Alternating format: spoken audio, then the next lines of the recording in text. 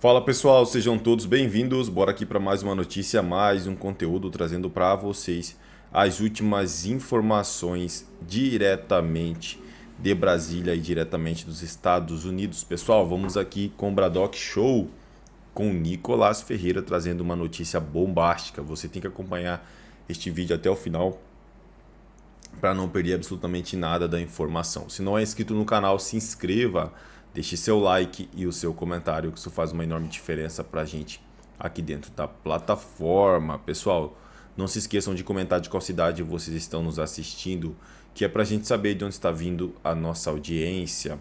Agora, sem mais enrolação, bora para o conteúdo.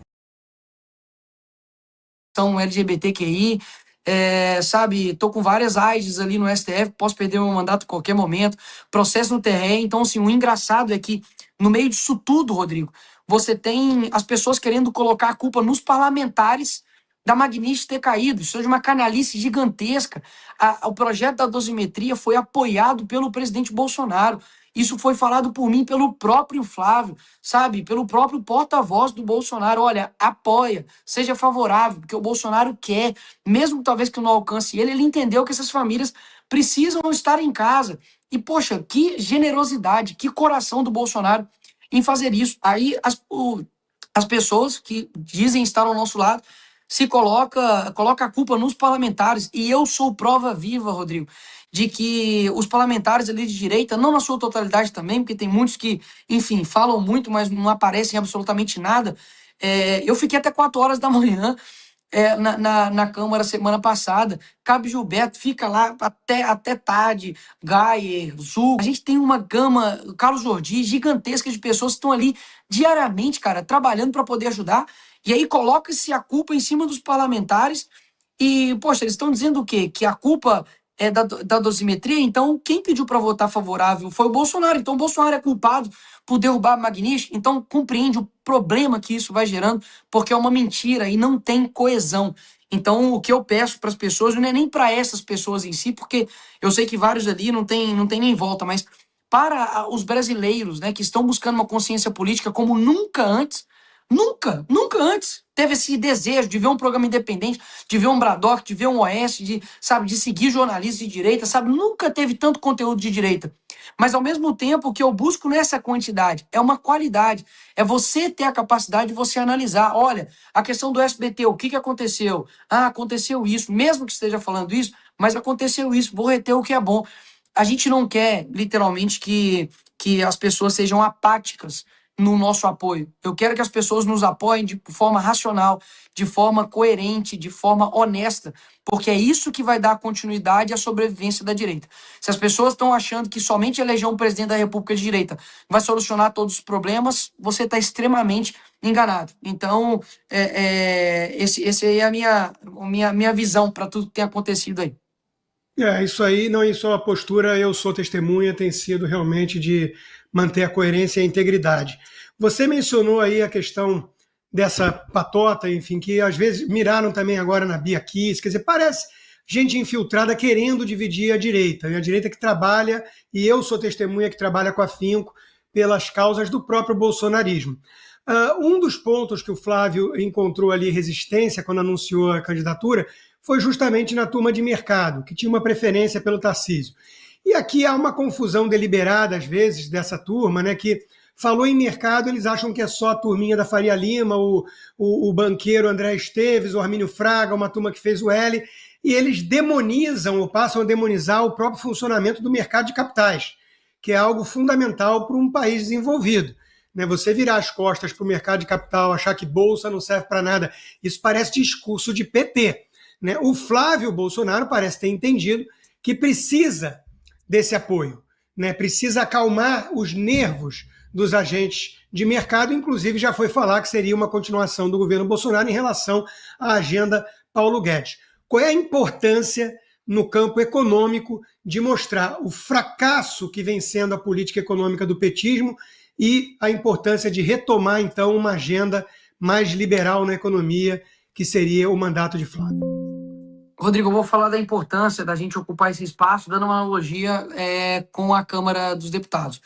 Muitas das vezes eu escuto algumas pessoas falando assim, poxa, mas a esquerda tem acesso ao pessoal do Centrão, a esquerda atrai o Centrão, e a gente sabe que a esquerda atrai o Centrão não somente com diálogo e conversa, né, com convencimento, mas obviamente com emenda, com chantagem, né, de processos, abertura de inquérito, enfim.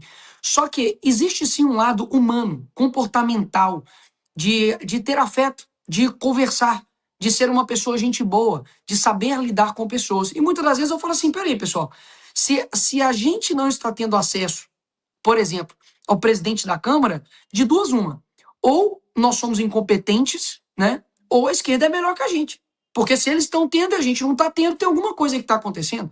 Então, se a esquerda ela tem acesso a Faria Lima, tem acesso aos grandes banqueiros, etc e tal, é por mérito deles. Eles criaram um processo em que eles conversam, eles trocam, eles fazem um toma lá da cá, e mesmo que seja, obviamente, uma forma espúria, existe uma parte que eu não tenho dúvidas, que é uma questão humana.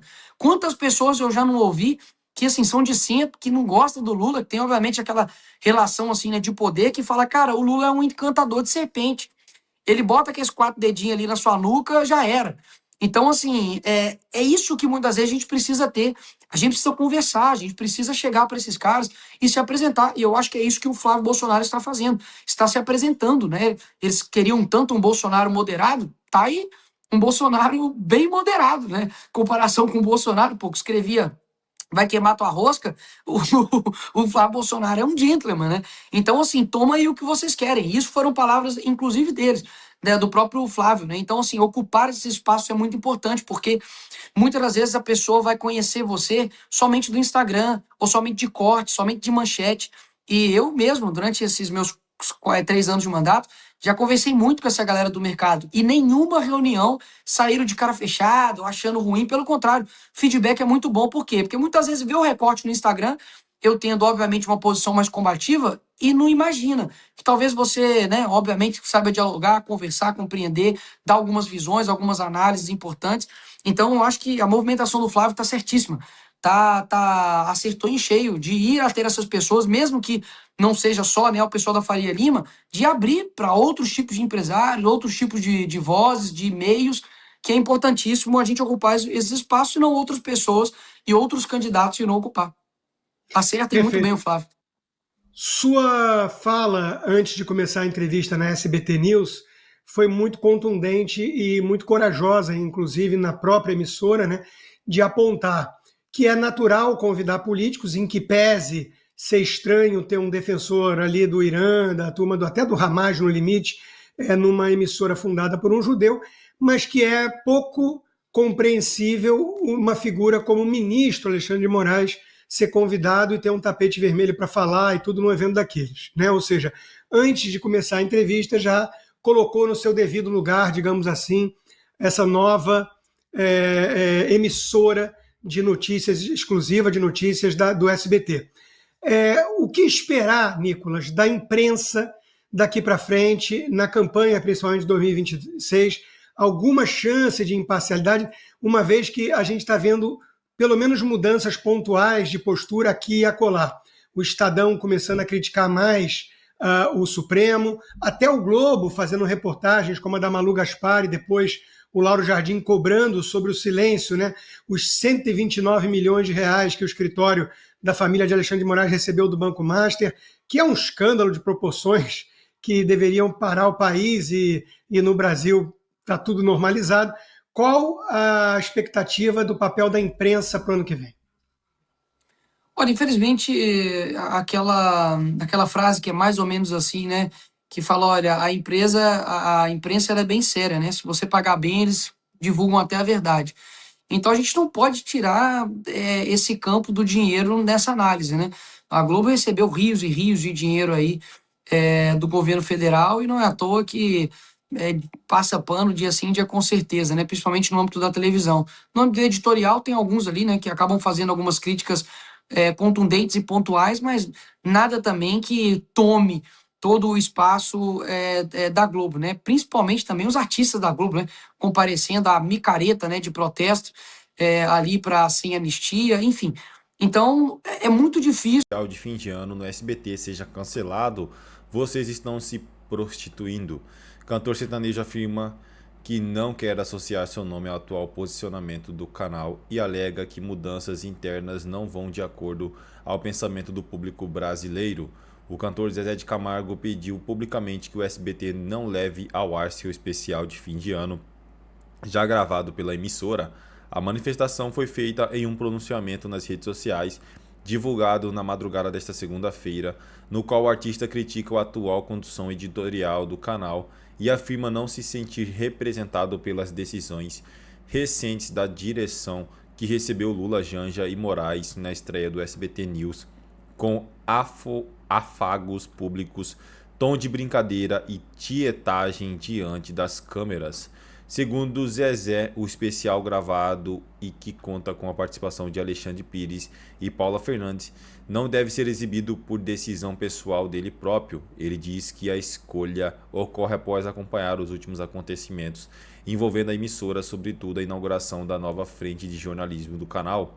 Eu vi o que aconteceu no SBT nos últimos dias, inauguração do SBT News, eu juro por Deus que isso não faz parte do meu pensamento. O cantor fez questão de dizer que não se trata de um ataque pessoal a indivíduos específicos, mas de uma discordância profunda em relação ao que considera uma mudança de valores dentro da empresa, sobretudo após a morte de Silvio Santos. Zezé citou diretamente as filhas do fundador do SBT, afirmando que elas pensam de forma diferente do pai, principalmente das filhas do Silvio Santos, pensando totalmente diferente do que o pai pensava. E uma coisa que eu sempre disse na minha vida: filho que não honra pai e mãe, para mim não existe, declarou. É isso aí, pessoal. Agradeço a vocês pela companhia. Se não é inscrito no canal, se inscreva, deixe seu like e o seu comentário, que isso faz uma enorme diferença pra gente aqui dentro da plataforma. Valeu!